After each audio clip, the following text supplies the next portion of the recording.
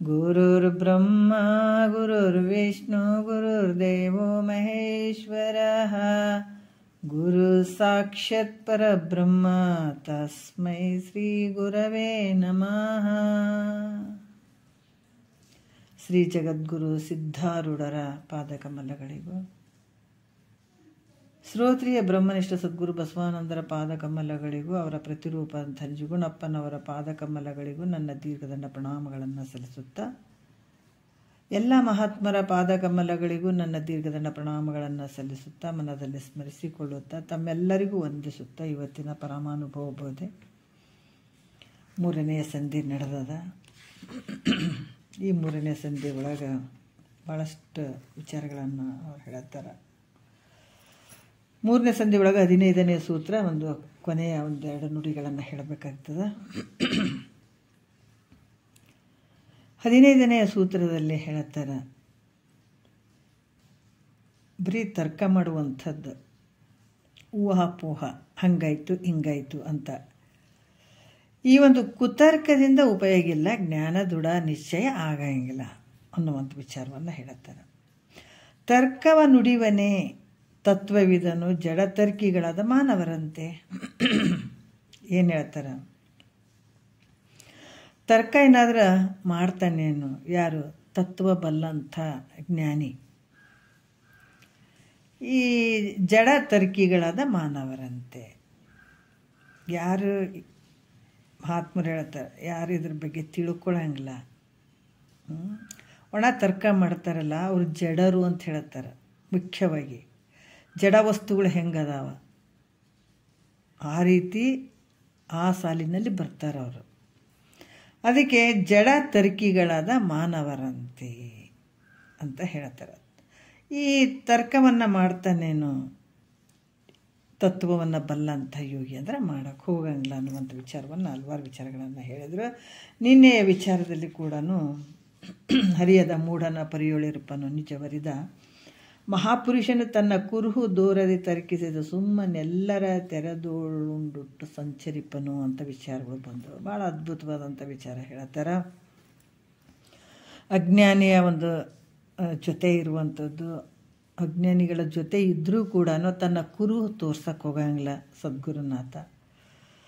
ಆತ ಅವರಂಗ ವ್ಯವಹಾರ ಮಾಡ್ತಾನೆ, ಅವರಂಗ ಜೀವನ ಮಾಡ್ತಾನೆ, ಜೀವನ ಮುಕ್ತ ಆಗಿದ್ದಾನ, ಶರೀರ ಐತೆ, ಪ್ರಾರಬ್ಧ ರೂಪದಿಂದ ಐತೆ, ಒಳಗೆ ಆನಂದವಾಗಿ ಇರ್ತಾನೆ. ಆದರೆ ಅಜ್ಞಾನಿಗಳ ಜೊತೆ ಹೆಂಗಿರ್ತಾನೆ ಅಂತಂದ್ರೆ ಅಜ್ಞಾನಿಗಳ ಥರನೇ ಇರ್ತಾನೆ.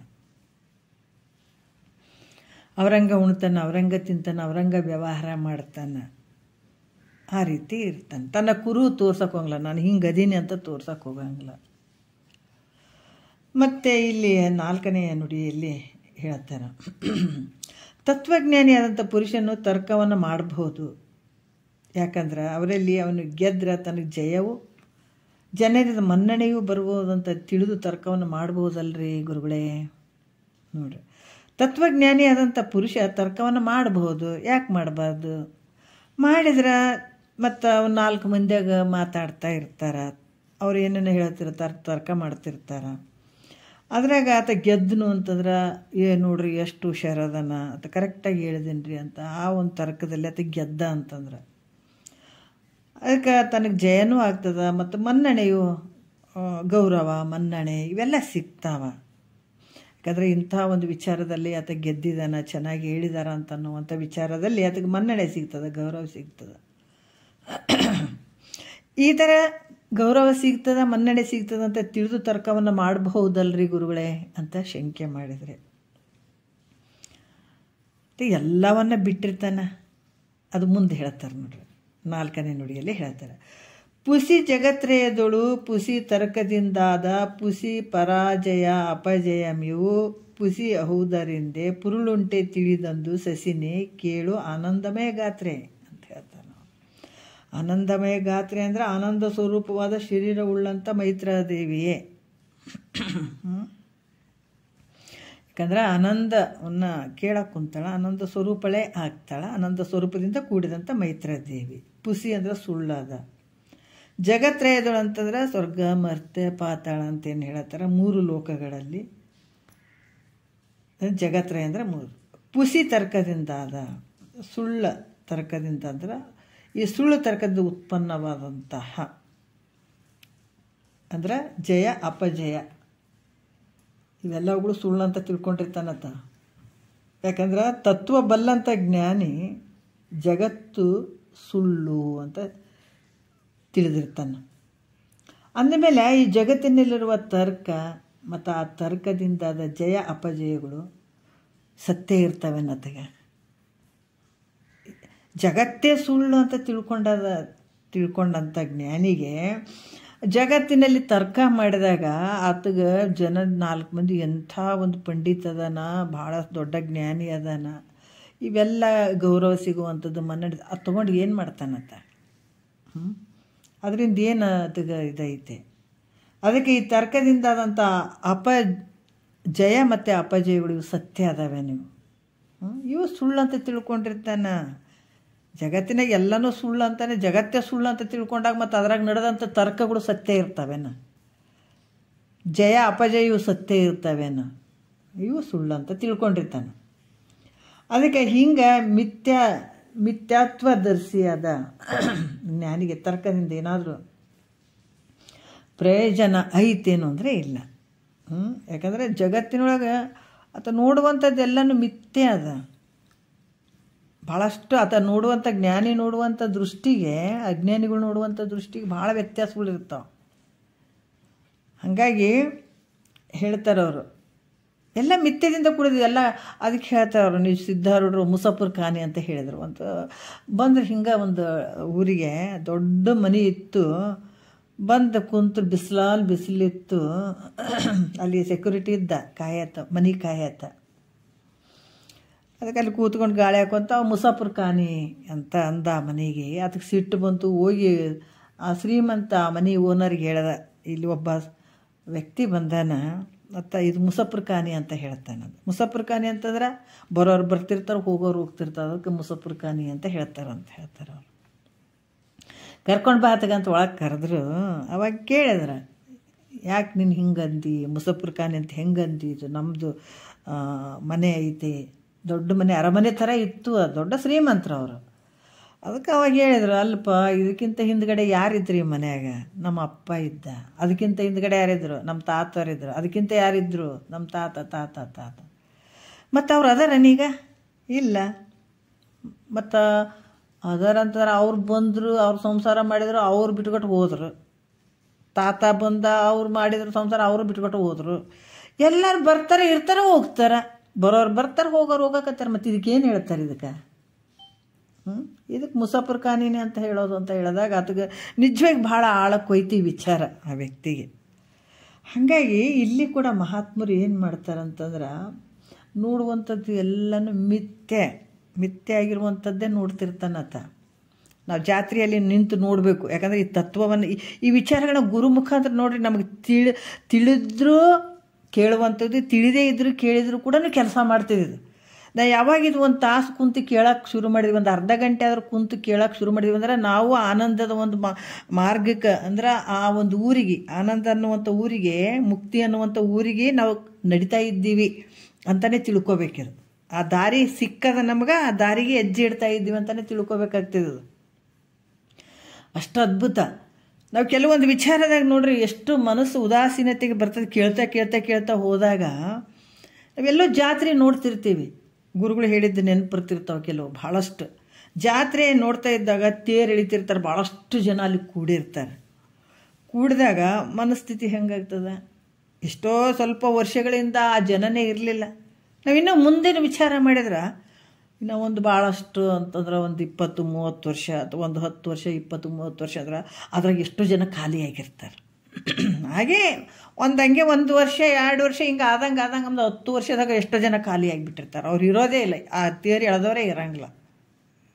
ನಾವು ನೋಡ್ತೀವಿ ಅರಮನೆ, ಮೈಸೂರು ಅರಮನೆ ನೋಡ್ರಿ, ಬಳ್ಳಾರಿ ಬಲ್ಲಿ ಹಂಪಿ ಇದ್ದು ನೋಡ್ರಿ, ಎಂಥ ಒಂದು ರಾಜ್ಯಭಾರ ಮಾಡಿದಾರೆ. ಇವತ್ತು ಅದಾರೇನು ಅಂದರೆ ಯಾರೂ ಇಲ್ಲ. ಆ ಪ್ಲೇಸ್ಗಳು, ಮನೆ ಮಠ ಎಲ್ಲ ನಾಶ ಹೋಗ್ಬಿಟ್ಟಾವ. ಅದ್ರಂಗೆ ಇಷ್ಟೆಲ್ಲ ತಿಳ್ಕೊಂಡಂಥ ಜ್ಞಾನಿಗೆ ಮಿಥ್ಯದಿಂದ ಕೂಡೋದು ಎಲ್ಲ ಏನದು ತೋರುವಂಥ ದೃಶ್ಯ ಎಲ್ಲ ನಾಶ ಆಗಿ ಹೋಗಿರುವಂಥದ್ದು ಸುಳ್ಳಾಗಿರುವಂಥದ್ದು ಸುಳ್ಳು ಅಂತ ತಿಳ್ಕೊತಾನೆ. ಈ ತರ್ಕದಿಂದ ಏನಾದರೂ ಪ್ರಯೋಜನ ಇರ್ತದಂತ ತಿಳ್ಕೊತಾನೇನಂದರೆ ಇಲ್ಲ.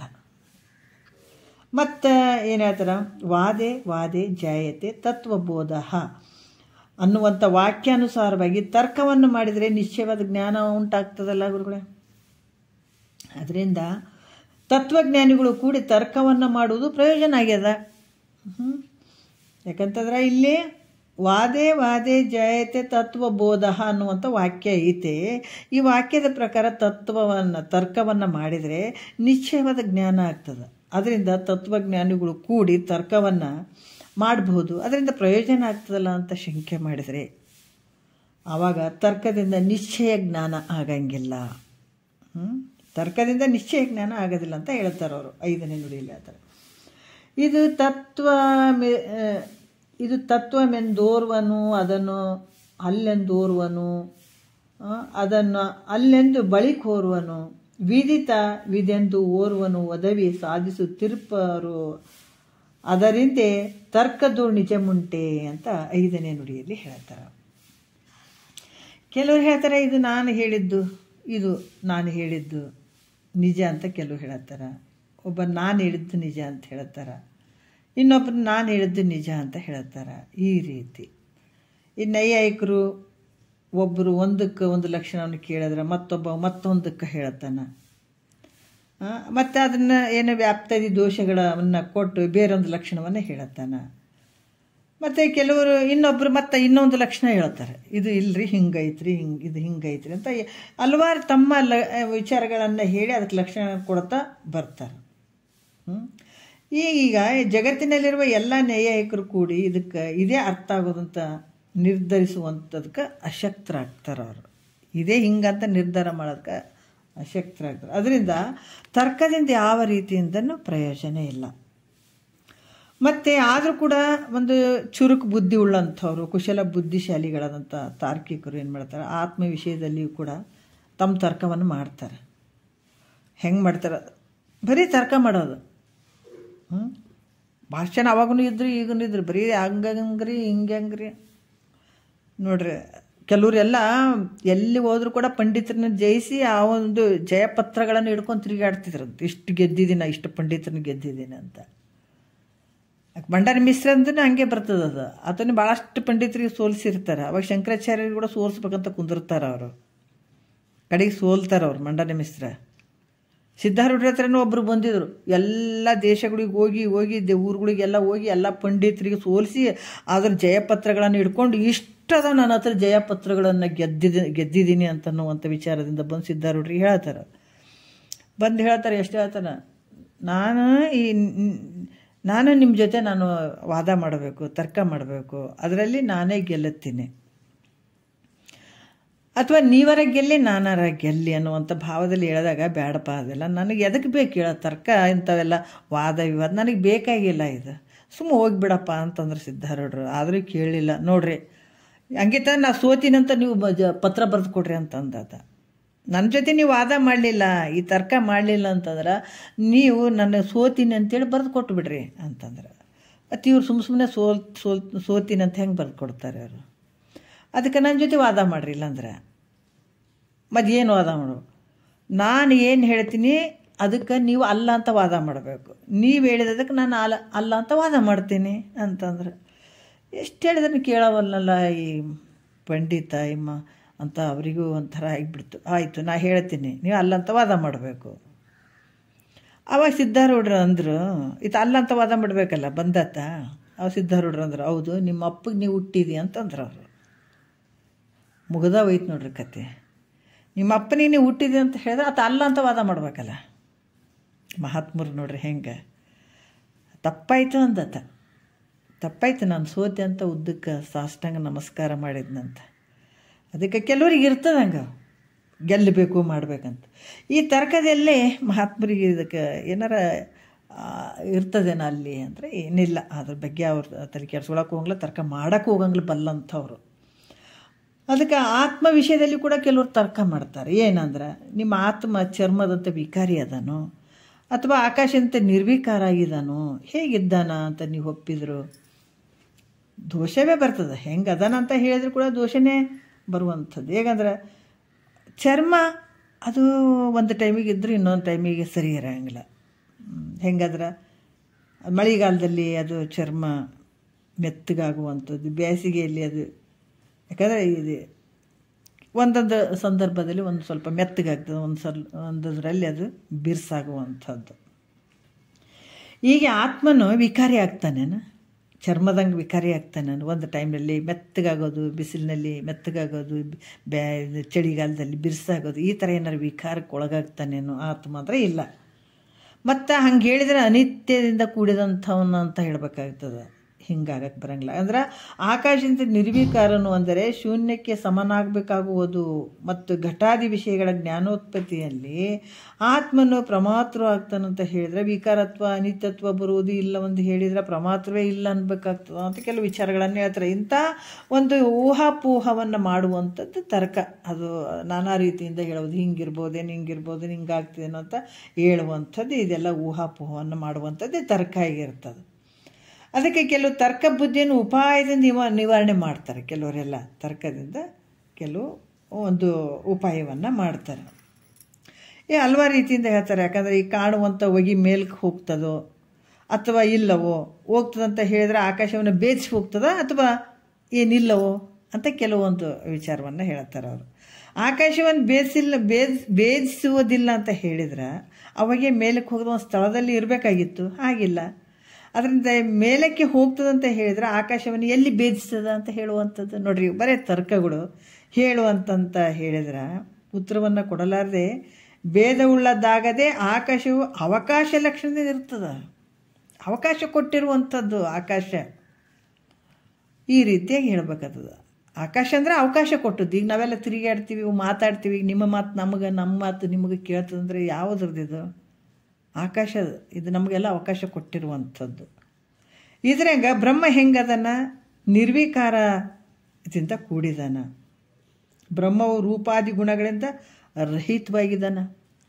ನಾಮರೂಪ ಅದಾವೇನತ್ಗ ಬ್ರಹ್ಮಗ ಇಲ್ಲ, ನಿರ್ವಿಕಾರದಿಂದ ಅದಾನ.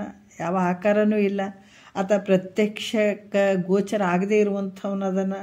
ಆತಗೆ ಯಾವುದೇ ಒಂದು ಲಿಂಗಾದಿಗಳಿಲ್ಲದ್ರಿಂದ ಆತಗ ಅನುಮಾನ ಪ್ರಮಾಣಕ್ಕೂ ವಿಷಯ ಅಲ್ಲತ.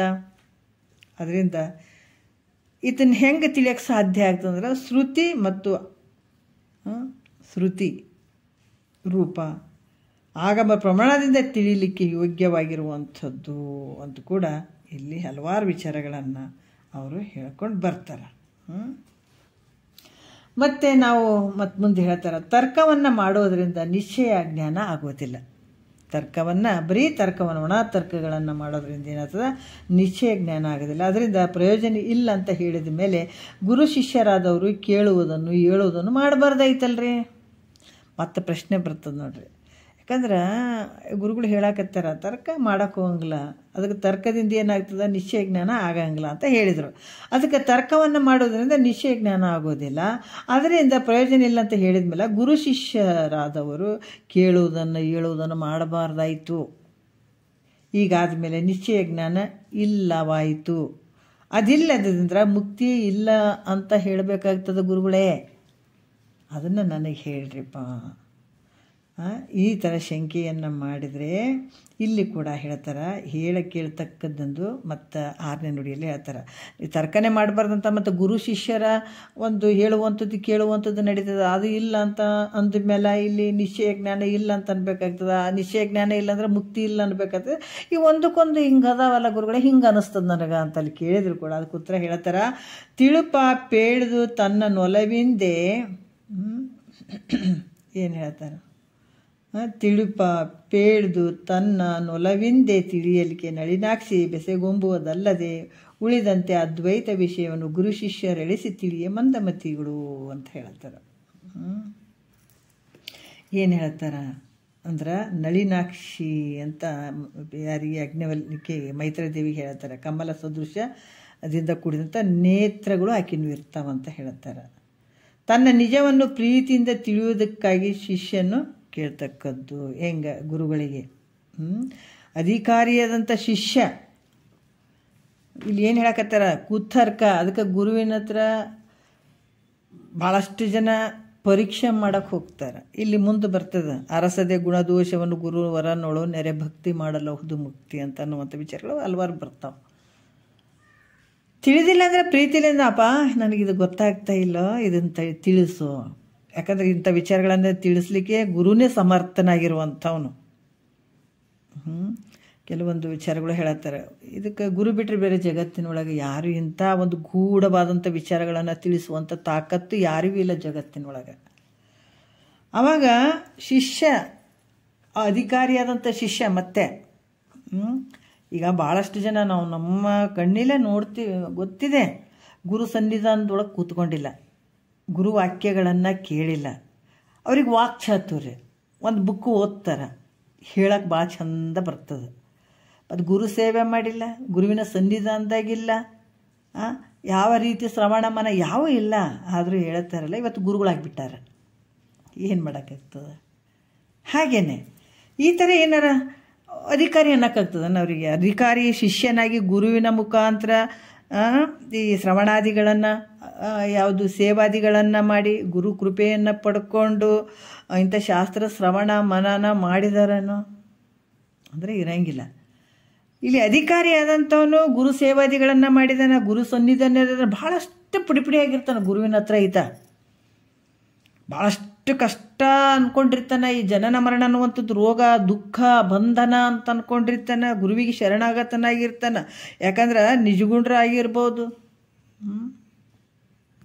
ಹಲವಾರು ರೀತಿಯಿಂದ ಮಹಾತ್ಮರೆಲ್ಲರೂ ಸಿದ್ಧಾರೂಢರು ಅವ್ರು ಏನನ್ನು ತಿಳ್ಕೊಳಕ್ಕೆ ಹೋದ್ರು. ಅವರು ಇಂಥ ಜ್ಞಾನವನ್ನು ತಿಳ್ಕೊಳ್ಳಿಕ್ಕೆ ಹೋದಂಥ ಶ್ರೋತ್ರಿಯ ಬ್ರಹ್ಮನಿಷ್ಠ ಸದ್ಗುರುವನ್ನು ಹುಡುಕಕ್ಕೆ ಹೋದಂಥವ್ರು ಸಿಗಲಿಲ್ಲ. ಎಲ್ಲಿ ಹುಡುಕಿದ್ರು ಅಂಥ ಗುರುಗಳು ಸಿಗಲಿಲ್ಲ, ಎಲ್ಲ ಕಡೆ ತಿರುಗಿದ್ರು. ಈ ಶ್ರೀಶೈಲ ಅನ್ನುವಂಥ ಒಂದು ಕಾಡಿನಲ್ಲಿ ಬರಬೇಕಾದಾಗ ಅವ್ರಿಗೆ ನಡೆದು ಸುಸ್ತಾಗಿಬಿಡ್ತು, ಬಿದ್ದುಬಿಟ್ರು. ಆವಾಗ ಒಬ್ಬ ವಯಸ್ಸಾದಂಥ ಒಬ್ಬ ವ್ಯಕ್ತಿ ಅಲ್ಲಿ ಬಂದ. ಯಾಕೋ ಬಿದ್ದೇನು ಅಂತ ತಲೆ ತೊಡಿ ಮೇಲೆ ಇಟ್ಕೊಂಡು ಏನಾಯಿತು ಅಂತ. ಇಲ್ಲ, ನನಗೆ ನಡೆದು ಸಾಕಾಯ್ತಪ್ಪ, ನನಗಿನ್ನು ಸಾಕಿ ಜೀವನ, ನನಗೆ ಸದ್ಗುರು ದೊರೀಲಿಲ್ಲ, ಇನ್ನು ನಾನು ಇರಬಾರ್ದು, ಇನ್ನು ಸತ್ತೋಗ್ತೀನಿ, ನನಗೆ ಬೇಕಾಗಿಲ್ಲ, ಇನ್ನು ನಡೆಯೋಕ್ಕೂ ಆಗಲ್ಲ ನನಗೆ ಅಂತಾಗಿಲ್ಲ. ಇಲ್ಲ ಹಂಗೆಲ್ಲ ಮಾಡಬೇಡ, ಈ ಭಾಗಕ್ಕೆ ಹೋಗು, ನಿನಗೆ ಸದ್ಗುರು ಸಿಗ್ತಾನೆ, ತತ್ವ ಬಲ್ಲಂಥವನು ಸಿಗ್ತಾನೆ, ನೀವು ಹೋಗು ಅಂತ ಹೇಳಿ ಆತ ಆಯಿತು ಅಂತ ಹಿಂಗೆ ಕಣ್ಣು ತೆಗೆದು ಹಿಂಗೆ ಸ್ವಲ್ಪ ಮುಚ್ಚಿ ಎದ್ದು ಕೂಡೋದ್ರಾಗ ಆ ವ್ಯಕ್ತಿ ಮುದುಕ ಆದಂಥ ವ್ಯಕ್ತಿ ಮಾಯ ಆಗಿಬಿಟ್ಟಿದ್ದ, ಇರಲೇ ಇಲ್ಲ ಅಲ್ಲಿ. ಕೆಲವು ಸಲ ಇವೆಲ್ಲ ಅನುಭವಕ್ಕೆ ಬರ್ತಾವೆ. ಯಾಕಂದ್ರೆ ಇವು ಹಿಂಗೆ ಆಗ್ತದ್ರಿ ಅಂತ ನಾವು ಮೊದಲು ಅಂದವರು, ಬಟ್ ತರ್ಕಕ್ಕೆ ನಿಲ್ಲಕದೇ ಇರುವಂಥ ಘಟನೆಗಳು ನಡೀತಾವೆ, ಖಂಡಿತ ನಡೀತಾವೆ. ಅದೇ ಮಾರ್ಗದಾಗ ಅವರು ಬಂದ ತಕ್ಷಣ ಬಂದ ಶಿಷ್ಯ ಅಂತ ಏನಾದರೂ ಬಡದಾಡಿ ಗುರುಗಳು ಇದು ಮಾಡಿದ್ರೆ ಏನಿಲ್ಲ. ಬಂದಿನಾದರೂ ಕೂಡ ಕಿವಿಯಾಗೂ ಹಾಕ್ಕೊಳ್ಳಿಲ್ಲ ಅವರು.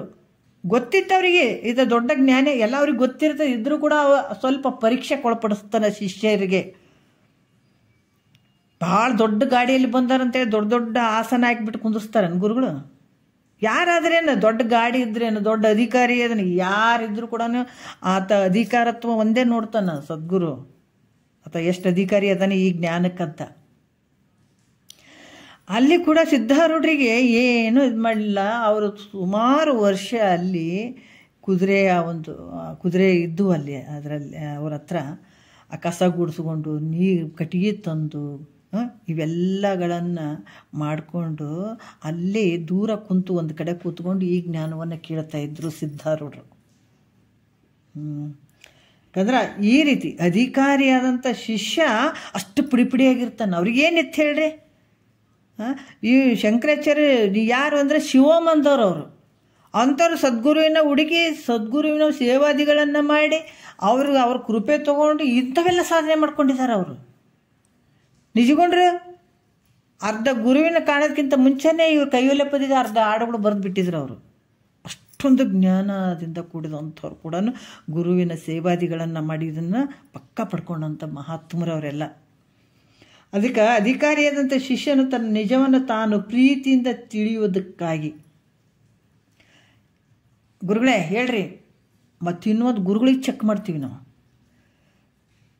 ಏನಾದರೂ ಒಂದು ಪ್ರಶ್ನೆ ಇದು ಗೊತ್ತದೇ ಇಲ್ಲ, ಇಟ್ಟು ಹೇಳಕತ್ತೇನಂತಂದ್ರೆ ನಾ ಕೇಳಿದಂಥ ಪ್ರಶ್ನೆಗೆ ಉತ್ತರ ಹೇಳಿ ನೋಡಮ್ಮ ಅಂತ. ಅರೆ ಯಾವ ಜನ್ಮಕ್ಕೆ ಆಗ್ತದೋ ನಿನಗೆ ಇಂಥ ಮುಕ್ತಿ?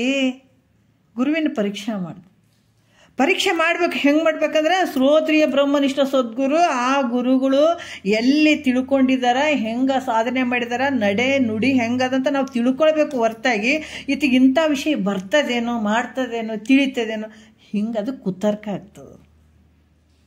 ಯಾಕೆ ಬಲ್ಲಂಥ ತತ್ವವನ್ನು ಬಲ್ಲಂಥ ಜ್ಞಾನಿಯನ್ನು ನಾವು ಹುಡುಕಿ ಆ ಗುರುವನ್ನು ಸ್ವೀಕಾರ ಮಾಡಬೇಕಾಗ್ತದೆ. ಸ್ವೀಕಾರ ಮಾಡಿದಾಗ ಅಲ್ಲಿ ತಿಳಿದದ ಇಲ್ಲ, ಗೊತ್ತದ ಇಲ್ಲ ಅಂತ ಪರೀಕ್ಷೆ ಮಾಡಿದ್ರೆ ಯಾವ ಜನ್ಮಕ್ಕೆ ನೀನು ಮುಕ್ತಿ ಆಗ್ತದೋ ಇದು ನಿನ್ನ ಅಧಿಕಾರಿನೇ ಅಲ್ಲ ಅಂತಾರೆ ಅವ್ರು ಮಹಾತ್ಮರು. ಅಧಿಕಾರಿಯಾದಂಥ ಶಿಷ್ಯನು ತನ್ನ ನಿಜವನ್ನು ಅಪ್ಪ ತನುವಿದೇನು ಎನ್ನೋಳು ಹೊಂದಿತೇತಕ್ಕೆ ನಾನಾರು ಜನನ ಮರಣ ಆರಿಗೆ ಅದಿದೆ ನೆನೆಯುವುದು ಹೇಳ್ತಾರಲ್ಲ, ತನುವಿದೇನು ಎನ್ನೋಳು ಹೊಂದಿತೇತಕ್ಕೆ ನಾನಾರು ಜನನ ಮರಣ ಕಾರ್ಯ ನನ್ನೀ ಶರೀರದಳು. ಇವು ನುಡಿಗಳು ಜನಿಪವು ಎಲ್ಲಿಂದ, ಹಸುಗಳು ಏನೆನ್ನ ನೆಮ್ಮಿಹವು ಎನ್ನನ್ನು ಅನುಗೊಳಿಸಿ ಹಲವಾರು ವಿಚಾರಗಳು ಏನು ಇರ್ತಾವಲ್ಲ. ಇದು ಯಾರು ಹೇಳ್ತಾರೆ? ಗುಡಿಯಾಗಿದ್ದು ದೇವ್ರು ಬಂದು ಹೇಳ್ತದನ್ನ, ಅಷ್ಟು ಬಡ್ಕೋತಿದ್ದೆಲ್ಲ ಹೋಗಿ ನಿನ್ನ ಕುತ್ತಿಗೆನೇ ಕೊಯ್ಕೋ, ಅದು ಬಂದು ನಿನಗೇನು ಹೇಳಂಗಿಲ್ಲ. ಅದು ಒಂದು ಕೆಲಸ ಆಗ್ತದೆ. ಅದರ ನೀನೇನು ಭಕ್ತಿ ಮಾಡ್ತಿಲ್ಲ ಅದೇ ಆ ದೇವರು ಗುರು ರೂಪಾಗಿ ಬಂದು ಹೇಳ್ತಾನತ್ತ ನಿನಗೆ. ಆವಾಗ ನಾನು ತಿಳ್ಕೋಬೇಕು ನನ್ನ ನಿಜ ವಸ್ತು ಏನದ, ನನ್ನ ನಿಜ ಸ್ವರೂಪ ಏನದ. ಆ ಸ್ವರೂಪವನ್ನು ಬಿಟ್ಟು ಬೇರೆ ವೇಷ ಹಾಕ್ಕೊಂಡು ಕೂತ್ಕೊಂಡು ಇಷ್ಟು ಜನ್ಮಗಳಲ್ಲಿ ಓದಂಗೆ ಆಕತ್ತದ ಬಂದಂಗೆ ಆಕತ್ತದಲ್ಲ. ಈ ಜನನ ಅಂದ್ರೇನಪ್ಪ, ಈ ಮರಣ ಅಂದ್ರೇನು, ಈ ಶರೀರ ಬಂದು ಯಾಕೆ ಗಂಟು ಬಿತ್ತು ನನಗೆ? ಇದು ಕಷ್ಟ ಐತಿಲ್ಲ. ತಿಳ್ಕೊಂಡು ನೋಡಿದರೆ ಈ ಶರೀರ ಒತ್ಕೊಂಡು ತಿರುಗಾಡ್ಬೇಕು ನಾವು ಸಾಯೋವರೆಗೂ. ಭಾಳ ಹಗುರಿದ್ದ ಮನುಷ್ಯ ನಿನಗೆ ಯಾವ ಭಾರನೇ ಇರಲಿಲ್ಲ, ಭಾಳ ಆನಂದ ಇದ್ದಂಥ ಮನುಷ್ಯ ಈ ಶರೀರ ಒತ್ಕೊಂಡು ತಿರುಗಾಡೋದು ಶಿಕ್ಷೆ ಅಲ್ಲನ ನಿನಗೆ? 1 ವರ್ಷ 2 ವರ್ಷ ಎಷ್ಟೈತ್ರಿ ನಿಮ್ದು ವೇಟ್ ಅಂತಂದ್ರೆ? ಇಲ್ರಿ ಒಂದು 70-80 ಐತ್ರಿ. 70-80 kg 100 kg ತನೂ ಸಾಯೋವರೆಗೂ ಈ ಶರೀರನ ಒತ್ಕೊಂಡ ತಿರುಗಾಡ್ಬೇಕಲ್ಲ. ಇದು ದೊಡ್ಡ ಪನಿಷ್ಮೆಂಟ್, ಶಿಕ್ಷೆ. ಇದು ನಮಗಿವತ್ತು ಅರಿವಿಗೆ ಐತೇನೆ ಇದು ಶಿಕ್ಷೆ ಅಂತೇಳಿ. ಚಂದ ಶರೀರವನ್ನು ನೋಡ್ಕೊಂಡು ನಾವು ಚಂದಿದ್ದೀವಿ, ನೀವು ಚಂದಿದ್ದೀವಿ, ನಾವು ಹಂಗದೀವಿ ಹಿಂಗದೀವಿ. ನಮ್ಮಗಳು ಹಣೆ ಬರಗಳಿವು. ತಿಳಿದಂಥ ಮಹಾತ್ಮರಿಗೆ ಒತ್ಕೊಂಡು ತಿರುಗಾಡೋದು ನಗ್ತಾರ. ಎಷ್ಟು ಜನ್ಮಗಳು ಒತ್ಕೊಂಡು ತಿರುಗಾಡ್ಬೇಕನ್ನ ಇದು ತಿಳ್ಕೊಳ್ಳಿಲ್ಲ ಅಂದರೆ ಇದು ಪರಮಾತ್ಮನ ಶಿಕ್ಷೆ. ಇದು ಶರೀರ ಒತ್ಕೊಂಡು ತಿರುಗಾಡೋದು ಅಲ್ಲ. ಅದಕ್ಕೆ ಇಲ್ಲಿ ಹೇಳ್ತಾರ ನನ್ನ ಸ್ವರೂಪ ಏನು, ಈ ಶರೀರ ಅನ್ನುವಂಥದ್ದು ನೋಡ್ರಿ, ಇದು ವೇಷ ಹೆಂಗೆ ಬಂತು, ಇದನ್ನು ಒತ್ಕೊಂಡು ತಿರುಗಾಡ್ಬೇಕು ಎಷ್ಟು ಕಷ್ಟ ಆಗ್ತದ್ರಿ ಇದು. ಅದಕ್ಕೆ ಇಂಥ ಒಂದು ವಿಚಾರವನ್ನು ತನ್ನ ನಿಜ ಸ್ಥಿತಿ ಏನನ್ನುವಂಥದ್ದನ್ನು ತಾನು ಪ್ರೀತಿಯಿಂದ ತಿಳಿಯೋದಕ್ಕಾಗಿ ಅಲ್ಲಿ ಗುರುಗಳನ್ನು ಕುರಿತು ಗುರುಗಳನ್ನು ಕಂಡು ಅಲ್ಲಿ ಇದನ್ನು ಕೇಳ್ತಕ್ಕಂಥದ್ದು. ಅದಕ್ಕೆ ಹೇಳ್ತಾರೆ ಭಾಳಷ್ಟು ಗುರುಗಳು ನೋಡ್ತಾರೆ. ಅವರು ಸ್ವಲ್ಪ ಗೊತ್ತಾಗ್ತದೆ ಎಂಥವ್ರು ಹೆಂಗದಾರ ಅನ್ನೋದು. ಈ ಡಾಕ್ಟ್ರುಗಳಿಗೆ ಓದ ತಕ್ಷಣವೇ ಮೊದಲೆಲ್ಲ ಇರ್ತಿದ್ರು, ಈಗೂ ಇದ್ದಾರೆ ಇಲ್ಲ ಅಂತಿಲ್ಲ. ಬರೀ ಈ ಕೈ ನರ ನೋಡ್ತಿದ್ರು ನೋಡ್ರಿ. ಮೊದಲೆಲ್ಲ ನರದಲ್ಲೇ ಈ ರೋಗಗಳಿಗೆ ಗೊತ್ತಿಟ್ಕೊಂಡ್ಬಿಡ್ತಿದ್ರು ಅವರು. ಮತ್ತು ಕೆಲವು ಸಲ ಮುಖ, ನಾಲಿಗೆ ಇವೆಲ್ಲ ನೋಡಿಬಿಟ್ಟು ಇಂಥ ರೋಗ ಅಂತ ಗೊತ್ತು ಮಾಡ್ಕೊಂಡ್ಬಿಡ್ತಾರಲ್ಲ. ಮಹಾತ್ಮರು ಕೂಡ ಅಧಿಕಾರಿ ಹೆಂಗದಾನಂತ ಆತ ಬಂದು ನೋಡಿದ ತಕ್ಷಣ ಗೊತ್ತು ಮಾಡ್ಕೊಂಡ್ಬಿಡ್ತಾರೆ ಇಂಥದ್ದು ಈ ಅಧಿಕಾರಿ ಅದಾನ ಅಂತ ಹೇಳ್ಬಿಟ್ಟು. ಭಾಳಷ್ಟು ಟೈಮೇನು ಬೇಕಾಗಿಲ್ಲ. ಅದಕ್ಕೆ ಈತ ತನ್ನ ದುಃಖದಿಂದ ಅಪ್ಪ ನನ್ನ ನಿಜ ಸ್ವರೂಪ ಏನು, ಈ ಶರೀರ ಯಾಕೆ ಬಂತದ ಇದೆಲ್ಲ ಯಾಕಂದ್ರೆ ಭಾಳ ಕಷ್ಟದ್ದದಿದು. ಅದಕ್ಕೆ ಶಂಕರ ನೋಡೋನಿಯನ್ನ ಪರಿಭವದ ಬಾಧೆಯನ್ನು ಕೃಪೆ ಮಾಡು ಬೇಗದೊಳು ಅಭಯವಿತ್ತು. ಮಾಯಾಕರ್ಮದ ಬಾಧೆ, ಕಾಯಕರ್ಣದ ಬಾಧೆ, ವಾಯು ವಿಷೇಂದ್ರಿಯದ ಬಾಧೆ ಶಂಕರ, ಏಯವಹ ಜನನ ಮರಣದ ಬಾಧೆ, ತಾಪ ಸಮುದಾಯದ ಅತಿ ಬಾಧೆ ಘನವೆನೆಗೆ. ಎಷ್ಟು ನೋಡ್ರಿ, ಅಶಿವು ತೃಷಗಳ ಬಾಧೆ, ವ್ಯಸನ ವೇಳರ ಬಾಧೆ, ದಸೆಗಿಡಿಸುವ ಅರಿಕುಳದ ಬಾಧೆ ಶಂಕರ, ಕುಸುಮ ಬಾಣದ ಬಾಧೆ, ಮದಶೋಕ ಮೋಹ ವಿಸರ ದುರ್ಬಾಧೆ ಘನವೆನೆಗೆ ಶಂಕರ. ಎಷ್ಟು ಕಷ್ಟ ಅಂದ್ಕೊಂಡ್ಬಿಟ್ರಿ, ಇವಕ್ಕೆ ಕಷ್ಟ ಅಂದ್ಕೊಂಡ್ರೆ ನಮ್ಗೆ ಇವತ್ತು ಯಾವತ್ತಿಗೆ ನಮ್ಮ ಕಷ್ಟ ಅಂತ ಅಂದ್ಕೊಂಡಿವೆ ನಾವು. ನಮಗೆ ಬೇರೆ ಬೇರೆ ಕಷ್ಟಗಳು, ನಮ್ಮದು ಬೇರೆ. ನಮ್ಗೆ ಈ ಇಂದ್ರಿಯಗಳಿಗೆ ಉಣಿಸೋದು, ತಿನ್ನಿಸೋದು, ಕಣ್ಣು ಚಂದದ್ದು ನೋಡಬೇಕು, ಕಿವಿ ಚಂದಂದು ಕೇಳಬೇಕು, ಬಾಯಿ ರುಚಿ ರುಚಿಯಾಗಿರ್ಬೇಕು, ಚಂದನೇ ಇರ್ಬೇಕು ತಿನ್ನಕ್ಕೆ. ನಾವು ಇಂಥದ್ದು ಕೊಡಪ್ಪ ಅಂತ ನಾವು ಬೇಡ್ಕೊಂಡಂಥವ್ರು. ನಾವು ಅವರು ಬೇಡ್ಕೊಂಡಿದ್ದೇ ಬೇರೆ, ನಾವು ಬೇಡ್ಕೊಳ್ಳೋದೇ ಬೇರೆ. ಯಾವಾಗ ಪುಣ್ಯದ ಫಲದಿಂದ ತತ್ತಿದು ಕೇಳಿ ತಿನ್ನಿಸಿದ್ರು ಅಷ್ಟೇ, ಅದು ಉಣಿಸಿದ್ರು ಅಷ್ಟೇ, ಅದು ಏನು ಮಾಡಿದ್ರು ಅಷ್ಟೇ ಅದಂತ ತಿಳ್ಕೊಂಡು ನಿಜ ದುಃಖವನ್ನು ಗೊತ್ತು ಮಾಡಿಕೊಂಡು ಅಪ್ಪ ಇದು ನನಗೆ ತಿಳಿಸು ಅಂತ ಹೇಳಿ ಗುರುವಿನ ಮುಖಾಂತರ ಅಲ್ಲಿ ಕೂತ್ಕೊಂಡು ಗುರು ಸನ್ನಿಧಾನದಲ್ಲಿ ಕೂತ್ಕೊಂಡು ಇದು ಕೇಳ್ತಕ್ಕಂಥದ್ದು. ಆವಾಗ ಇದು ಕೇಳಬೇಕು, ಈ ವಿಚಾರಗಳನ್ನು ಕೇಳಬೇಕು. ಆಯಿತಾ? ಆಮೇಲೆ ಗುರುಗಳ ದಯದಿಂದ ಪ್ರೀತಿಯಿಂದ, ಒಲುಮೆಯಿಂದ, ಕರುಣೆಯಿಂದ ಶಿಷ್ಯನನ್ನು ಕುರಿತು ಈ ವಿಚಾರಗಳನ್ನು ಹೇಳ್ತಕ್ಕದ್ದು. ಹೇಳಲೇಬೇಕು. ಮತ್ತು ಹೇಳಿಲ್ಲ ಅಂದ್ರೆ ತನ್ನ ನಿಜ ಸ್ವರೂಪ ಗೊತ್ತಾಗಂಗಿಲ್ಲ ಶಿಷ್ಯನಿಗೆ. ಗೊತ್ತಾಗಲಿಲ್ಲ ಅಂದ್ರೆ ಮತ್ತೆ ಜನನ ಮರಣ ಹುಟ್ಟಂಥದ್ದು ಸಾಯುವಂಥದ್ದು ಬರೀ ಇದರಲ್ಲೇ ಹೋಗ್ತಾನೆ. ಮತ್ತು ಗುರುನೇ ಹೇಳಿಲ್ಲ ಅಂದ್ರೆ ಮತ್ತೆ ಅದು ಹೆಂಗೆ ಪಾರಾಗ್ತಾನೆ ಇದರಿಂದ? ಅದಕ್ಕೆ ಹೇಳ್ತಾರೆ, ಅಂದು ಹಿಂದೆನ್ನದೆ ಬಂಧನ ಕಳಿಯೋ ತಂದೆ ಮಾತಂಡರ ಪಾದವ ಪಿಡಿಯೋ ಬಂಧದ ವೈದ್ಯ ಶ್ರೀ ಗುರುವಿನ ಅರಿಯೋ ಸಂಸಾರ ತಿಳಿಯೋನೆ ಕನಸಿನ ಪರಿಯೋ. ಅದಕ್ಕೆ ಇಂಥ ಒಂದು ಸದ್ಗುರುಗಳು ಅವಾಗಿವಾಗಂತಲ್ಲ, ನಾಳೆಗೆ ಬಾರಪ್ಪ, ಇನ್ನೊಂದು ತಿಂಗಳು ಬಿಟ್ಟು ಬಾ, ಇನ್ನೊಂದು ವರ್ಷ ಬಿಟ್ಟು ಬಾ, ಅವಾಗ ಬಾ, ಈಗ ಬಾ ಅಂತ ಹೇಳ್ತಾರೇನ? ಅಪ್ಪ ನನ್ನ ದುಃಖ ಐತಪ್ಪ ಅಂತ ಬಂದು ಯಾವಾಗ ಪಾದಕ್ಕೆ ಬಿದ್ದಾಗ ನೀ ತಕ್ಷಣ ಹೇಳಕ್ಕೆ ಶುರು ಮಾಡಬೇಕು ಗುರು. ಯಾಕಂದ್ರೆ ಶಿಷ್ಯನ ಶರೀರನೂ ಶಾಶ್ವತ ಅಲ್ಲ, ನಿನ್ನ ಶರೀರನೂ ಶಾಶ್ವತ ಅಲ್ಲ, ಗುರುವಿನ ಶರೀರನೂ ಶಾಶ್ವತ ಅಲ್ಲ, ಶಿಷ್ಯನ ಶರೀರನೂ ಶಾಶ್ವತ ಅಲ್ಲ. ಒಬ್ಬೊಬ್ರು ಇನ್ನೂ ಹೇಳ್ತಾರೆ, ಇನ್ನು ಭಾಳ ಚಂದ ಹೇಳ್ತಾರೆ ಒಬ್ಬೊಬ್ಬರು, ಅಲ್ರಿ ಎಲ್ಲ ಶಿಷ್ಯನೂ ಸಾಯ್ತಾನ, ಗುರುನೂ ಸಾಯ್ತಾನ, ಇಟ್ಟು ಶಾಸ್ತ್ರ ಮಾಡ್ತಾರ, ಮತ್ತು ಏನು ಉಪಯೋಗ ಐತೆ ಹೇಳ್ರಿ ಅಂತಾರೆ. ಅವ್ರಿಗೆ ಏನು ಹೇಳೋಕ್ಕಾಗ್ತದೆ ಹೇಳ್ರಿ? ಏನು ಹೇಳೋಕ್ಕಾಗಂಗಿಲ್ಲ. ಮತ್ತು ಎಲ್ಲರೂ ಸತ್ಕೊಂಡು ಹೋಗೋರೇ ಅದಾರ. ಮತ್ತು ಇದನ್ನ ಯಾಕೆ ಮಾಡ್ಬೇಕು? ದಿನ ಕೂತ್ಕೊಂಡು ನೀವು ಕಷ್ಟಪಟ್ಟು ನೀವು ಹೇಳ್ತೀರಿ, ಕಷ್ಟಪಟ್ಟು ಅವ್ರು ಕುಂತು ಕೇಳ್ತಾರೆ. ಏನು ಉಳ್ದ ಬಿಟ್ಟಾರ? ನೀವು ಎಷ್ಟೋ ಜನ ಜ್ಞಾನಿಗಳು ಉಳಿದಿಲ್ಲ, ಶಿಷ್ಯರುಗಳು ಉಳಿದಿಲ್ಲ, ಯಾವುದು ಉಳಿದೇ ಇಲ್ಲ. ಮತ್ತು ಇದನ್ನ ಯಾಕೆ ಮಾಡ್ಕೋಬೇಕಂದಾಗ ತಲೆ ಹೊಡ್ಕೋಬೇಕು ಅವ್ರ ಮುಂದೆ ಕುಂತ್ಕೊಂಡು. ಇಂಥ ಜನನೂ ಇರ್ತಾರೆ, ಭಾಳ ಜನ ಅದಾರ ಇಂಥವ್ರು. ಅದಕ್ಕೆ ಇಲ್ಲಿ ಗುರುಗಳ ದಯದಿಂದ ಶಿಷ್ಯನನ್ನು ಕುರಿತು ದಯದಿಂದ, ಪ್ರೀತಿಯಿಂದ, ಒಲುಮೆಯಿಂದ ಕಾಟಾಚಾರಕ್ಕೆ ಬಂದು ಕುಂತಾವ. ಈಗ ಏನು ಮಾಡೋಕ್ಕಾಗ್ತದೆ? ಇದಕ್ಕೆ ಸುಮ್ಮನೆ ಏನೋ ಒಂದು ಹೇಳಿ ಕಳಿಸಿದ್ರೆ ಆಯ್ತಂತ ಹಂಗೆ ಹೇಳಿದ್ರೆ ಅಲ್ಲಿ ಟಚ್ ಆಗ್ತದೇನ? ಹೆಂಗೆ ಬೇಕಂಗೆ ಹೇಳ್ತೀನಿ ಅಂತ ಸಿಟ್ಟಿನಿಂದ ಹೇಳುವಂಥದ್ದಾಗಿರ್ಬೋದು. ಅವ ಶಿಷ್ಯನಿಂದ ಏನಾದ್ರೂ ನನಗೆ ಸಿಗ್ತದಪ್ಪ, ಆತನಿಂದ ಏನೋ ಉಪಕಾರ ಆಗಕತ್ತದಂತ ಹೇಳುವಂಥ ಭಾವನೆಯಿಂದ ಹೇಳಿದ್ರು ಕೂಡ ಈ ಜ್ಞಾನ ಅಳವಡಂಗಿಲ್ಲ ಶಿಷ್ಯನಿಗೆ. ನಿರಾಭಾರಿ ಅಂತ ಹೇಳಿದಾರ. ನಿರಾಭಾರಿಯಾಗಿ ಸದ್ಗುರು ಹೇಳಿದಾಗ ಆ ವಿಚಾರಗಳಿಂದ ಹತ್ತದ. ಈ ಪ್ರವಚನ ಮಾಡೋಕೆ ರೊಕ್ಕ ಕೊಟ್ಟರು ಬರ್ತೀವಿ, ಅದು ಕೊಟ್ಟರು, ಅವು ಯಾವ ಅಳವಡಂಗಿಲ್ಲ, ಹತ್ತಂಗಿಲ್ಲ. ಅದು ಶಿಷ್ಯರಿಗೆ ಕೇಳಿದ್ರೆ ಏನು ಹತ್ತಂಗಿಲ್ಲ. ಯಾಕೆ ನಿರಾಭಾರಿ ಇರಬೇಕಲ್ಲಿ. ಸದ್ಗುರು ಆದಂಥವನು ನಿರಾಭಾರಿಯಾಗಿ ಹೇಳಿದಾಗ ಹತ್ತದ. ಈಗ ಒಂದೊಂದು ಔಷಧಿಗಳು ನೋಡ್ರಿ, ಹಾವು ಕಡಿದ್ರೆ, ಚೀಳು ಕಡಿದ್ರೆ, ಅದು ಕಡಿದ್ರೆ, ಇದು ಕಡಿದ್ರೆ, ಎಲ್ಲೋ ಒಂದು ಹಳ್ಳಿ ಒಳಗೆ ಔಷಧ ಹಾಕ್ತಿರ್ತಾರೆ. ಕೆಲವು ಕಡೆ ರೊಕ್ಕ ತೊಗೊಳಂಗಿಲ್ಲ, ಇದು ತೊಗೊಂಡ್ರೆ ಔಷಧ ನಾಟಂಗಿಲ್ಲ ರೀ ಅಂತ ಹೇಳ್ತಾರೆ. ನಿಮ್ಗೆ ಏನಾರು ಬೇಕಾದ್ರೆ ಅಲ್ಲಿ ಭಕ್ತಿಯಿಂದಾರ ಅದು ಗುಡಿ ಒಳಗೆ ಇಟ್ಟು ರೊಕ್ಕ ಇಟ್ಟು ಹೋಗ್ರಿ, ಅಷ್ಟೇ ಹೊರ್ತಾಗಿ ನಾವು ತೊಗೊಳಲ್ಲ ರೀ, ಯಾಕಂದ್ರೆ ಔಷಧ ಹತ್ತಂಗಿಲ್ಲ ಮೈಗೆ ಅಂತಾರೆ. ಯಾಕಂದ್ರೆ ಅಲ್ಲಿ ಅಪೇಕ್ಷೆ ಕೊಡು. ಯಾಕಂದ್ರೆ ನೋಡ್ರಿ, ಅದಕ್ಕೆ ಲೌಕಿಕದಾಗ ನಾವು ತತ್ವ ಭಾಳಷ್ಟು ತಿಳ್ಕೊಳಕ್ಕೆ ಸಾಧ್ಯ. ಅದು ಇದು ಕೂಡ ಹಾಗೇನೆ. ಯಾವಾಗ ಸದ್ಗುರು ಅಪೇಕ್ಷೆ ಇಟ್ಕೊಂಡು ಶಿಷ್ಯನಿಂದ ನನಗೆ ಇದೇ ಬರಬೇಕು ಅದೇ ಬರ್ಬೇಕಂತ ಏನಾರು ಒಂದು ಚೂರು ಆತನ ಮನಸ್ಸಿನಾಗಿತ್ತಂದ್ರೆ ಅದು ಹೇಳುವಂಥ ವಾಕ್ಯಗಳು ನಾಟಂಗೇ ಇಲ್ಲ ಶಿಷ್ಯನ ಒಂದು ಹೃದಯದಲ್ಲಿ. ಅದಕ್ಕೆ ನಿರಾಭಾರಿ ಇರಬೇಕು, ನಿರಾಸೆಯಿಂದ ಕೂಡಿರಬೇಕು. ಸದ್ಗುರು ಕರುಣೆ ಇರಬೇಕು ಆತನ ಬಲ್ಲಿ. ಶಿಷ್ಯ ಉದ್ಧಾರ ಆಗಲಿ ಅನ್ನುವಂಥ ಕರುಣೆ ಆತನ ಬಲ್ಲಿ ತುಂಬಿರಬೇಕು.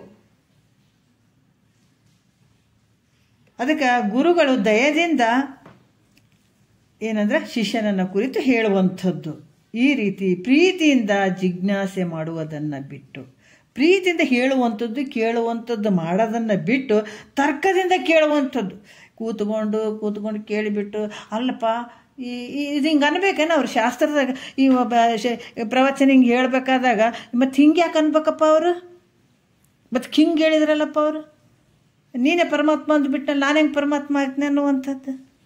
ಈ ಕೆಲವು ವಿಚಾರಗಳು ಹೇಳಿರ್ತಾನೆ ಸದ್ಗುರುನಾಥ, ಅದನ್ನು ಹಂಗಂತ ಮತ್ತು ಅದನ್ನು ಪ್ರಶ್ನಾರ್ಥಕವಾಗಿ ಅದನ್ನು ಹೇಳೋದು, ತರ್ಕ ಮಾಡೋದು, ಅಲ್ಲಿ ಹೋಗಿ ತರ್ಕ ಮಾಡೋದು, ಗುರುವಿನ ಬಗ್ಗೆ ನಿಂದೆ ಆಡುವಂಥದ್ದು, ಇವೆಲ್ಲ ಹೆಂಗಾಗ್ತಾವೆ?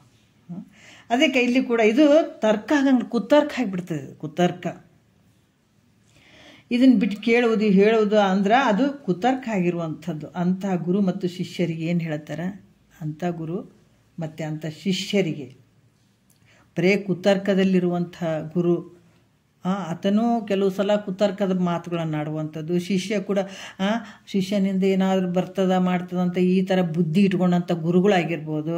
ಶಿಷ್ಯನು ಅವ್ರಿಗೆ ತಿಳಿತದೆ ಇಲ್ಲ ಅಂತ ಮಾಡೋದು, ಇಂಥ ಒಂದು ವಿಚಾರಗಳು ಏನಿರ್ತಾವ ಇವೆಲ್ಲವೂ ಏನು ಗುರು ಮತ್ತು ಶಿಷ್ಯರು ಈ ರೀತಿ ಅಂಥ ಒಂದು ತರ್ಕ ಮಾಡುವಂಥ ಗುರು ಆಗಿರ್ಬೋದು, ತರ್ಕ ಮಾಡುವಂಥ ಶಿಷ್ಯ ಆಗಿರ್ಬೋದು, ಮಂದಮತಿ ಅಂತ ತಿಳಿಬೇಕು. ಮಂದಮತಿಗಳು ಅಂತ ತಿಳಿಬೇಕಾಗ್ತದೆ ಅವರಿಗೆ.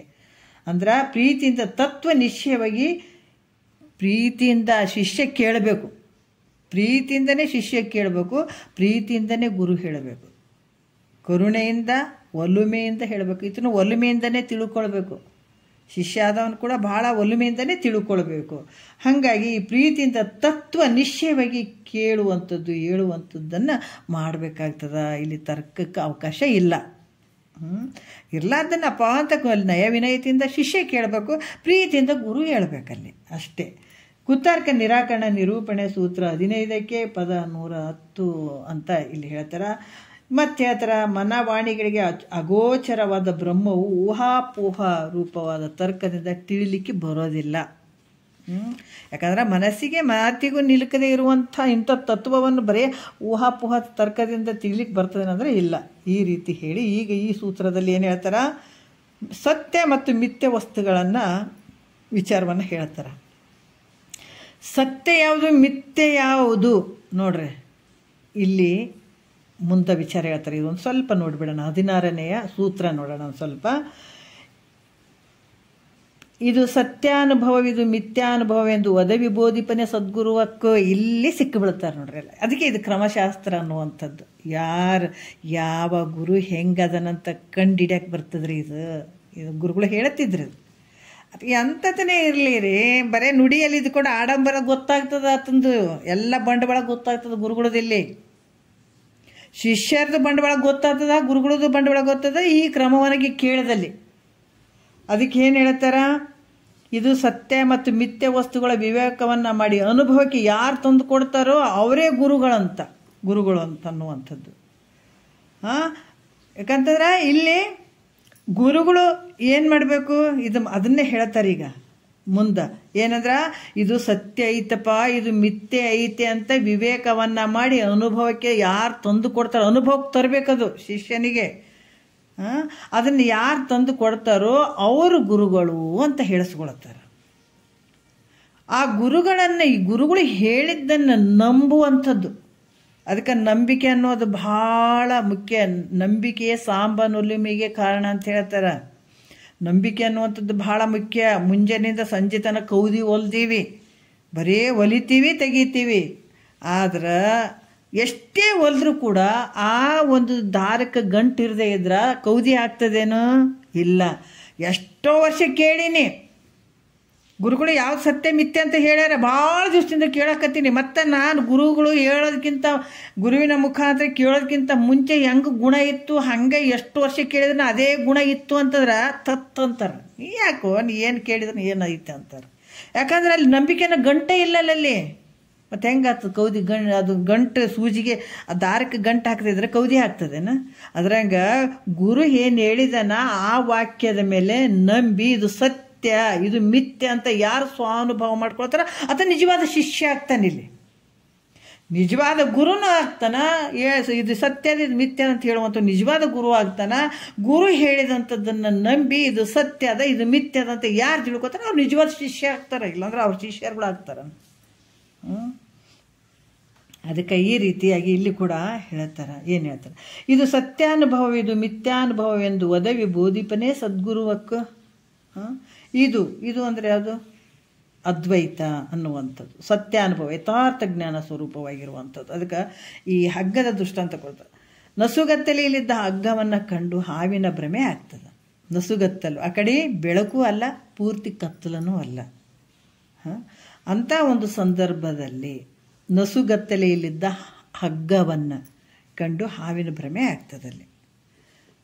ಆಗ ಇದೇನಂತ ವಿಚಾರ ಮಾಡಿದಾಗ ಇದು ಹಾವು ಸುಳ್ಳು ಐತೆ, ಹಗ್ಗ ನಿಜ ಅನ್ನುವಂಥ ತಿಳುವಳಿಕೆ ಬರ್ತದೆ. ಯಾಕಂದ್ರೆ ಹಗ್ಗದ ಜ್ಞಾನವು ಅಂದರೆ ಏನಂತ ಹೇಳ್ತಾರೆ ಅವರು, ಹಗ್ಗದ ಜ್ಞಾನ ಸತ್ಯಾನುಭವ, ಅದು ಯಾವಾಗಲೂ ಇರುವಂಥದ್ದು ಹಗ್ಗ. ಅದರಲ್ಲಿ ಸರ್ಪದ ಜ್ಞಾನ ಏನೈತೆ ಅಂದರೆ ಮಿಥ್ಯಾನುಭವ. ಅದ್ರಾಗ ಇರುವಂಥದ್ದು ಬ್ರಹ್ಮ, ಅದ್ರಾಗ ತೋರುವಂಥ ಜಗತ್ತಿದ ವ್ಯವಹಾರ ಎಲ್ಲ ಸುಳ್ಳು. ಹೌದಲ್ಲ, ಇದನ್ನೇ ಹೇಳ್ತಾರೆ ಅವರು. ಹಗ್ಗದ ಜ್ಞಾನ ಸತ್ಯಾನುಭವ, ಸರ್ಪದ ಜ್ಞಾನ ಮಿಥ್ಯಾನುಭವ ಅಂತ ಹೇಗೆ ನಿಶ್ಚಯ ಆಗ್ತದೋ ಅದರಂಗ ಏಕಮೇವ ಅದ್ವಿತೀಯವಾದ ಬ್ರಹ್ಮದಲ್ಲಿ ನಾಮರೂಪಾತ್ಮಕ ದ್ವೈತ ಪ್ರಪಂಚವು ಹೆಂಗೈತೆ, ಸುಳ್ಳೈತೆ. ಹೆಂಗೆ ಹಗ್ಗದಲ್ಲಿ ಹಾವಿನ ಭ್ರಾಂತಿ ಹೆಂಗದ ಹಂಗೆ ಇದು ಕಲ್ಪಿತ ಆಗಿರುವಂಥದ್ದು. ಈ ಪ್ರಪಂಚ ದ್ವೈತ ಪ್ರಪಂಚ ಹೆಂಗದ, ಕಲ್ಪಿತ ಆಗ್ಯದ. ಅದ್ವೈತವಾದ ಬ್ರಹ್ಮ ಸತ್ಯ ಅದ ಅಂತ ಕಲ್ಪಿತವಾದ ದ್ವೈತ ಏನಾದ್ರೆ ಮಿಥ್ಯಾನುಭವ ಐತೆ ಅಂತ ಈ ಸತ್ಯ ಮಿಥ್ಯ ವಸ್ತುಗಳನ್ನು ವಿವೇಕ ಮಾಡಿ ನೋಡಿ. ಅದಕ್ಕೆ ಈತ ವಿಹಿತ ಗುರು ಅಂತ ಅನ್ಸ್ಕೊಳತ್ತಾನ. ಈ ವಿಚಾರ ಇಲ್ಲಿ ಹೇಳ್ತಾರೆ. 6 ಮಂದಿ ಗುರುಗಳನ್ನು ಬಗ್ಗೆ ಬರ್ಕೊಂಡು ಬಂದಿದ್ದಾರ. ಎದರಲ್ಲಿ? ಜ್ಞಾನ ಪ್ರತಿಪಾದನಾ ಸ್ಥಳದಲ್ಲಿ ಕಾಮ್ಯ ಗುರು, ನಿಷೇಧ ಗುರು, ಸೂಚಕ ಗುರು, ವಾಚಕ ಗುರು, ಕಾರಕ ಗುರು, ವಿಹಿತ ಗುರು ಅಂತ 6 ಮಂದಿ ಗುರುಗಳನ್ನು ಬರ್ಕೊಂಡು ಬಂದಿದ್ದಾರೆ. ಕೊನೆಗೆ ನಮ್ಮ ಇಂಥ ಮುಕ್ತಿ ಮಾರ್ಗವನ್ನು ತೋರಿಸಿ ಮುಕ್ತಿ ನಮ್ಮ ಮಾರ್ಗಕ್ಕೆ ತೊಗೊಂಡು ಹೋಗತ್ತೇನೆ ವಿಹಿತ ಗುರು. ಅವರು ಒಂದೊಂದು ವಿಚಾರಗಳನ್ನ ಹೇಳ್ಕೊತ ಬರ್ತಾರೆ. ಯಾಕಂತಂದ್ರೆ ಹೇಳ್ತಾರಲ್ಲ, ಅವರವರ ಭಾವಕರಿಗೆ ಅನುಗುಣವಾಗಿ ತೋರುವ ಗುರುಕುಲದಿರವ ನಿಂತರಿವೆ ಅಂತ ಹೇಳ್ತಾರೆ. ಒಂದು ಮೊದಲನೇ ನುಡಿಯಲ್ಲೇ ಪದ್ಯದಲ್ಲೇ ಹೇಳ್ತಾರೆ. ಅದಕ್ಕೆ ಈ ರೀತಿಯಾಗಿ ಸತ್ಯ ಮಿಥ್ಯ ವಸ್ತುಗಳನ್ನು ವಿವೇಕ ಮಾಡಿ ತೋರಿಸುವವನು ಯಾವನು ಆತ ಸದ್ಗುರು ಅಂತ ಹೇಳ್ತಾರೆ. ನಾವೆಲ್ಲರಿಗೂ ಸದ್ಗುರುಗಳು ಎಲ್ಲ ಬರೀ ಏನಿರಲಿಲ್ಲ ಅಂದ್ರೆ ನಾವು ಸದ್ಗುರು, ಆ ಗುರು, ಈ ಗುರು ಅಂತ ಹಾಕೊಂಡು ಕುಂತಿರ್ತೀವಲ್ಲ. ಅದಕ್ಕೆ ಗುರುಗಳು ಅದ್ರಾಗ ಹಿಂಗದಾರಂತ ನಮ್ಗೆ ಎಚ್ಚರಿಕೆ ಕೊಡುವಂಥ ವಿಚಾರಗಳು ಇಲ್ಲಿ. ಎಲ್ಲರಿಗೂ ಗುರುಗಳಂತ ನಮ್ಗೆ ಗುರುಗಳು ಹೇಳ್ತಿದ್ರು. ಎಲ್ಲ ಗುರುಗಳು ಅಂತ ದುಬುಕ್ಕನ ಹೋಗಿ ಬಿಡ್ಬೇಡ್ರಿ, ಅಡ್ಡ ಬಿಡ್ಬೇಡ್ರಿ ಅಂತಿದ್ರು. ಯಾಕಂದರೆ ಗೊತ್ತಾಗಬೇಕಲ್ಲ, ಎಲ್ಲರೂ ಗುರುಗಳಾಗಕ್ಕೆ ಸಾಧ್ಯ ಅದೇನ? ಎಲ್ಲರೂ ಆಗಂಗಿಲ್ಲ. ಆ ಸದ್ಗುರು ಅಂತ ಯಾರಿಗೆ ಅಂತಾರ? ಇದು ಸತ್ಯ ಇದು ಮಿಥ್ಯ ಅಂತ ಒದವಿ ಬೋಧಿಪನೇ ಸದ್ಗುರು. ಅದಕ್ಕೆ ಸದ್ಗುರು ಅಂತ ಹೇಳ್ತಾರ. ಮತ್ತು ಎಲ್ಲರ ಹೋಗಿ ಆ ನಿಂಬೆಹಣ್ಣು ಕಟ್ತಾನೆ, ತಾಯ್ತ ಕಟ್ತಾನೆ, ಅದು ಹೇಳ್ತಾನೆ, ಇದು ಹೇಳ್ತಾನೆ, ಅದಕ್ಕೆ ಸದ್ಗುರು ಅನ್ನೋಕ್ಕಾಗ್ತದಾನೆ? ಯಾರಿಗೆ? ನಂತವ್ರಿಗೆಲ್ಲ ಸದ್ಗುರು ಅಂತ ಹೇಳೋಕ್ಕಾಗ್ತದ? ನಂತವ್ರಿಗೆಲ್ಲ ಭಾಳ ಜನ ಅದಾರ. ಎಲ್ಲರೂ ಗುರುಗಳು ಅಂತೀವಿ. ಆದ್ರೆ ಸದ್ಗುರು ಯಾರು ಅನ್ನೋದನ್ನು ನಾವು ಅರ್ಥ ಮಾಡ್ಕೋಬೇಕಾದಾಗ ಆತ ಸತ್ಯ ಮಿಥ್ಯ ವಸ್ತುಗಳ ವಿವೇಕವನ್ನು ಮಾಡಿ ತೋರಿಸ್ತಾನೆ. ಅದು ಇದು ಸತ್ಯ ಅದ, ಇದು ಮಿಥ್ಯ ಐತೆ ನೋಡು ಅಂತ ಯಾರು ಹೇಳ್ತಾರ ಆತಗೆ ಸದ್ಗುರು ಅಂತ ಹೇಳ್ತಾರೆ. ಇದು ಭಾಳ ಮೇಲ್ಮಟ್ಟದ ವಿಚಾರಗಳಿವೆಲ್ಲ. ಅದಕ್ಕೆ ಈ ರೀತಿಯಾಗಿ ಹೇಳ್ತಾರೆ. ಮುಂದಿದ್ದು 1ನೇ ನುಡಿಯಿಂದ ನಾಳೆ ನೋಡೋಣ. ಭಾಳ ಅದ್ಭುತವಾದಂಥ ವಿಚಾರಗಳನ್ನು ಹೇಳುತ್ತಾರೆ. 1-2 ಮಂದಿ ಗುರುಗಳು ಪಾದಕ್ಕೆ ಅರ್ಪಿಸಿ ಹರವು. ಅಮ್ಮ, ನಿಮ್ಮ ಶ್ರೀಪಾದ ಕಮಲಗಳಲ್ಲಿ ನನ್ನ ದೀರ್ಘ